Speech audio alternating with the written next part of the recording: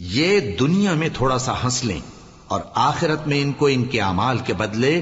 جو یہ کرتے رہے ہیں بہت سا رونا ہوگا۔ پھر اگر اللہ تم کو ان میں سے کسی گروہ کی طرف لے جائے اور وہ تم سے نکلنے کی اجازت طلب کریں تو کہہ دینا کہ تم میرے ساتھ ہرگز نہیں نکلو گے اور نہ میرے ساتھ مددگار ہو کر دشمن سے جنگ کرو گے۔ تم پہلی دفعہ بیٹھ رہنے سے خوش ہوئے تو اب بھی پیچھے رہنے والوں کے ساتھ بیٹھے رہو، اور اے پیغمبر ان میں سے کوئی مر جائے تو کبھی اس کے جنازے پر نماز نہ پڑھنا اور نہ اس کی قبر پر جا کر کھڑے ہونا۔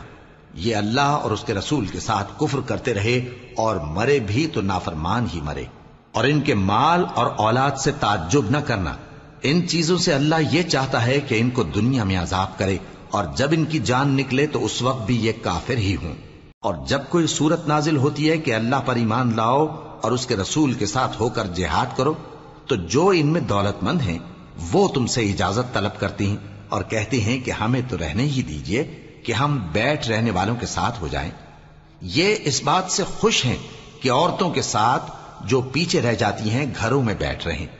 ان کے دلوں پر مہر لگا دی گئی ہے سو یہ سمجھتے ہی نہیں۔ لیکن پیغمبر اور جو لوگ ان کے ساتھ ایمان لائے سب اپنے مال اور جان سے لڑے، انہی لوگوں کے لیے بھلائیاں ہیں اور یہی مراد پانے والے ہیں۔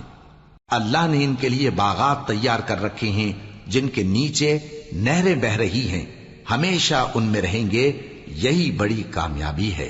اور صحرا نشینوں میں سے بھی کچھ لوگ عذر کرتے ہوئے تمہارے پاس آئے کہ ان کو بھی اجازت دی جائے، اور جنہوں نے اللہ اور اس کے رسول سے جھوٹ بولا وہ گھر میں بیٹھ رہے۔ سو جو لوگ ان میں سے کافر ہوئے ہیں ان کو دکھ دینے والا عذاب پہنچے گا، نہ تو ضعیفوں پر کچھ گناہ ہے اور نہ بیماروں پر اور نہ ان پر جن کے پاس خرچ موجود نہیں کہ شریک جہاد ہوں، یعنی جب کہ اللہ اور اس کے رسول سے مخلص ہوں، نیکوکاروں پر کسی طرح کا الزام نہیں ہے، اور اللہ بخشنے والا ہے، مہربان ہے۔ اور نہ ان بے سر و سامان لوگوں پر الزام ہے کہ جو تمہارے پاس آئے کہ ان کو سواری دو، اور تم نے کہا کہ میرے پاس کوئی ایسی چیز نہیں جس پر تم کو سوار کروں، تو وہ لوٹ گئے، اور اس غم سے کہ ان کے پاس خرچ موجود نہ تھا ان کی آنکھوں سے آنسو بہ رہے تھے۔ الزام تو ان لوگوں پر ہے جو دولت مند ہیں اور پھر تم سے اجازت طلب کرتے ہیں،